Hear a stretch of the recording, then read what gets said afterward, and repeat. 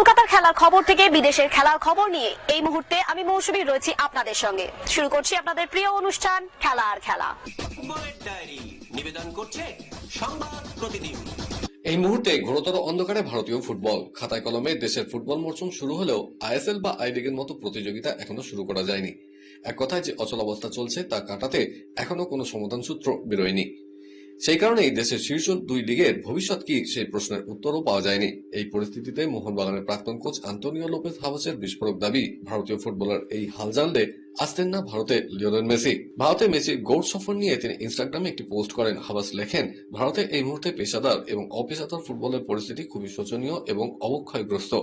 এমন একটা সময় বিশ্বের অন্যতম সেরা ফুটবলারকে নিয়ে এই ধরনের অনুষ্ঠানের আয়োজন করাকে আমি অত্যন্ত লজ্জাজনক বলেই মনে করি। আইএসএলের মতো আই লিগও সম্ভাব্য স্পন্সর ও বিনিয়োগকারীদের আকর্ষণ করতে ব্যর্থ। অল ইন্ডিয়া ফুটবল ফেডারেশনের প্রকাশিত টেন্ডার বাণিজ্যিক অধিকার অর্জনের জন্য একটা বিডও জমা পড়েনি। 28 নভেম্বর দরপত্র জমা দেওয়ার জন্য একটি বিজ্ঞপ্তি জারি করেছিল এআইএফএফ। বিড জমা দেওয়ার শেষ তারিখ ছিল 13 ডিসেম্বর, কিন্তু বিড খোলার সময় ফেডারেশনের হাতে কোনো প্রস্তাব পৌঁছায়নি।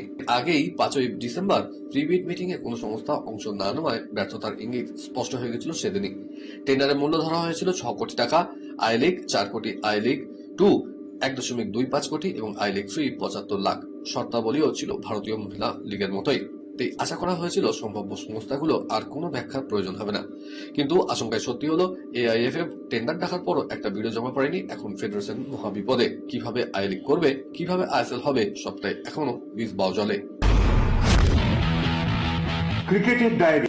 আইপিএল এর মিনি নিলামে ক্যাপ উইকেট কিপারদের তালিকা থেকে কেকেআর দলে নিয়েছে নিউজিল্যান্ডের ফিন অ্যালেনকে। 2 কোটি টাকার বেস প্রাইজে তাকে দলে নিয়েছে।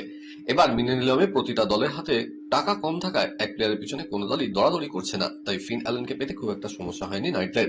তাকে দলে নেওয়ার পর প্রশ্ন, সুযোগ পাবেন তো? আন্তর্জাতিক মঞ্চে ফিন অ্যালেন পরিচিত নাম হলেও তিনি আইপিএল এ সেভাবে সাড়া জাগাতে পারেননি। 2021 মৌসুমে তিনি লস ফিলিপসের জায়গায় আরসিবিতে যোগ দেন। সেবার তিনি 20 লাখ টাকা পেয়েছিলেন। এরপর নিলামে তাকে 80 লাখে আরসিবি দলে নিলেও একটি ম্যাচও খেলায়নি। ফিন অ্যালেনকে কেকেআর দলে নেওয়ায় তাদের ব্যাটিং আরো শক্তিশালী হয়েছে। বর্তমানে টি-20তে অন্যতম বিধ্বংসী ব্যাটারদের মধ্যে অন্যতম ধোনি। মাত্র 26 বছর বয়স কেকেআর গত কয়েক বছরে বিদেশি কিপার ব্যাটারের ক্যাটাগরিতে সাফল্য পায়নি। রহমানুল্লাহ গুরবাজ থাকলেও রান পাননি ধারাবাহিকভাবে। এবার ফিন অ্যালেনকে নেওয়া সে ঘাটতি পূরণ হবে বলেই মনে করা হচ্ছে। সৈয়দ মুস্তাক আলী ফাইনালে উঠল ঝাড়খণ্ড। তবে ঈশান কিষানের দল নিজেদের শেষ ম্যাচে অন্ধ্রপ্রদেশের কাছে হেরে গেল, কিন্তু তাতেও তাদের ফাইনাল যাওয়া আটকালো না। ফাইনালে তাদের প্রতিপক্ষ হরিয়ানা। তারা বিরাট ব্যবধানে হারালো হায়দ্রাবাদকে। অন্যদিকে সরফরাজ খানের 15 বলে হাফ সেঞ্চুরিতে মুম্বাই জিতলেও ফাইনালে উঠতে পারল না। অন্ধ্রপ্রদেশের বিরুদ্ধে 9 রানে হার ঝাড়খণ্ডের। প্রথম ব্যাট করে নীতিশ কুমার রেড্ডির দল 7 উইকেট হারিয়ে 203 রান করে। ভারতীয় অলরাউন্ডার 22 বলে করেন 45 রান। জবাবে ঝাড়খণ্ডের ইনিংস শেষ হয়ে যায় 194 রানে। এই জয়ের ফলে বি গ্রুপে 3 ম্যাচ খেলে 8 পয়েন্টে দাঁড়ালো দুই দলেই। কিন্তু ঝাড়খণ্ডের নেট রান রেট প্লাস 0.221, সেখানে অন্ধ্রপ্রদেশের net run rate minus 0.113। Net run রেটে ফাইনালে উঠল ঈশান কিষানের দল। আইপিএল এর ছোট নিলাম থেকে মোট 13 জন ক্রিকেটার কিনল কলকাতা নাইট রাইডার্স। তাদের মধ্যে 6 জন বিদেশি। কেকেআর মোট 63 কোটি 85 লক্ষ টাকা খরচ করেছে। সব দলের আগে দল গোছানো শেষ করেছেন কেকেআর কর্তৃপক্ষ। সবচেয়ে বেশি ক্রিকেটারও নিয়েছে বেঙ্কি মাইজোরা। আইপিএল এর ছোট নিলামে 10টা দলের মধ্যে সবচেয়ে ভালো পারফর্ম করলো শাহরুখ খানের দলই। কেকেআর এর নেওয়া ক্রিকেটারদের মধ্যে সবচেয়ে বেশি দাম পেয়েছেন ক্যামেরন গ্রিন। অস্ট্রেলিয়া অলরাউন্ডারকে 25 কোটি 20 লাখ টাকায় দলে নিয়েছে বেঙ্কি মাইসোর। শ্রীলঙ্কার জোরে বোলার মাতিসা পাতিটানাকে কেকেআর কিনেছে 18 কোটি টাকা খরচ করে। কেকেআর রেকর্ড দামে কেনায় উচ্ছ্বসিত অজি অলরাউন্ডার। আইপিএল নিলামে উড়েছে 215 কোটি টাকা। বিক্রি হয়েছে 77 জন প্লেয়ার।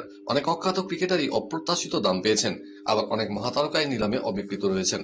কেন জনি বেয়ারস্টো, তাসকিন আহমেদ বা জ্যাক ফ্রেজার, মার্কো এরিয়ার মতো তারকাদের গায়ে আনসোর তকমা?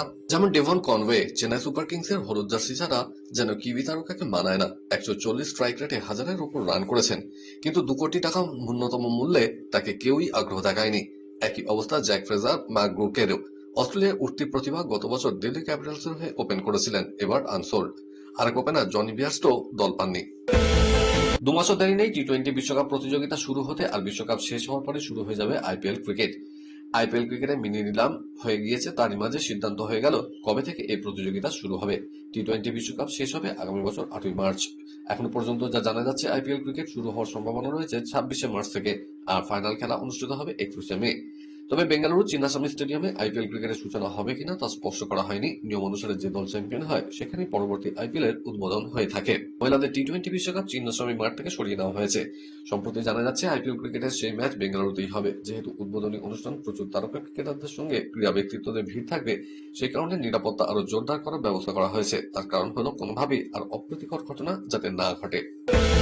মোহাম্মদ শামি ওডিআই ফেরাটায় এখন এক ধরনের সন্ধিক্ষণে দাঁড়িয়েছে। মাত্র 7 ম্যাচে 16 উইকেট এবং গড় 14.94 পরিসংখ্যান বলে দেয় তার দক্ষতা ও ম্যাচ ইম্প্যাক্ট এখনো সেরা মানের। তবুও ফেরাটা নিশ্চিত নয়, কারণ দল গঠন, ফিটনেস ম্যানেজমেন্ট এবং নতুন প্রজন্মের ফাস্ট বোলারদের উত্থান সব মিলিয়ে প্রতিযোগিতা এখন আগের চেয়ে অনেক কঠিন। সুতরাং প্রশ্নটা থেকে যাচ্ছে, আমি কি পরবর্তী নিউজিল্যান্ডের সাথে ওডিআই দলে ঢুকে পড়বেন, নাকি তাকে ঠিক বিশ্বকাপের আগের মুহূর্তে আরো অপেক্ষা করতে হবে, নাকি বর্তমান টিম কম্বিনেশন তাকে আপাতত পিছিয়ে দিয়েছে। খেলার আরো খবর রয়েছে, কিন্তু এখন সময় একটা ছোট্ট ব্রেকের। ফিরছি ব্রেকের পর, সঙ্গে থাকুন।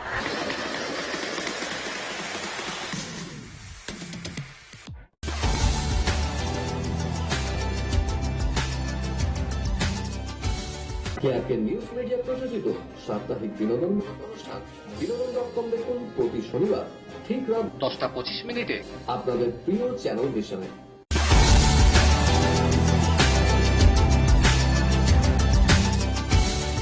ব্রেকের পর আমি আবার হাজির খেলা আর খেলাতে। বিদেশের ডায়েরি। Ousmane Dembélé. Félicitations.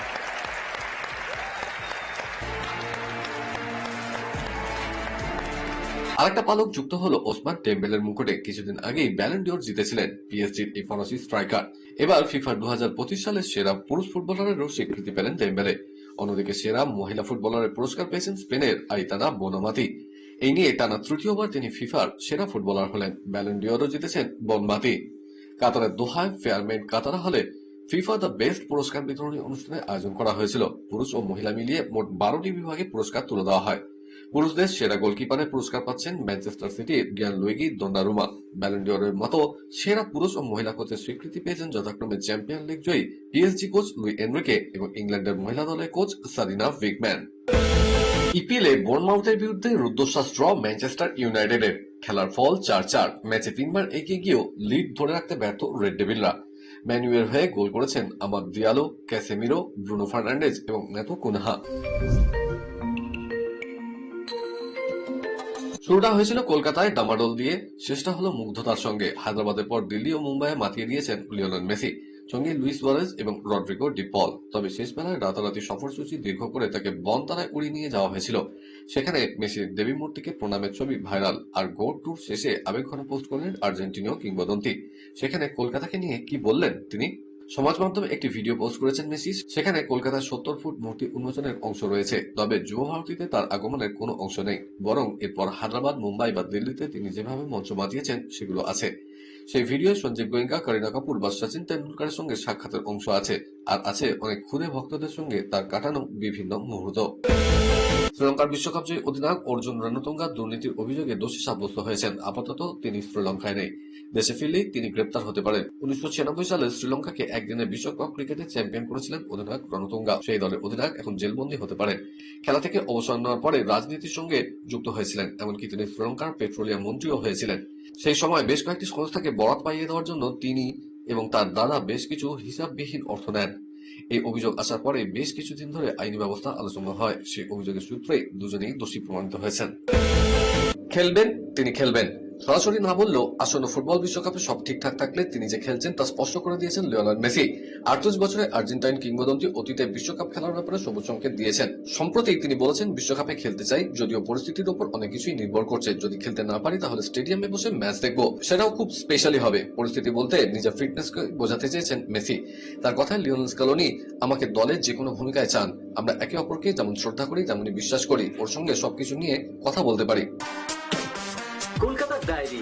মরশুমের শুরু থেকে স্ট্রাইকার সমস্যায় ভুগছে ইস্ট বেঙ্গল। দিমিত্রিয়স দিয়ামান্তকসকে আগেই মোহভঙ্গ হয়েছিল এবং ডুরান্ড কাপের পর গ্রিক স্ট্রাইকারকে রিলিজও করে দেওয়া হয়। কোয়ার্টার ফাইনালে মোহনবাগানের বিরুদ্ধে জোড়া গোল করেছিলেন দিমি, কিন্তু তার 2 সপ্তাহের মধ্যে বিদায় জানানো হয় তাকে।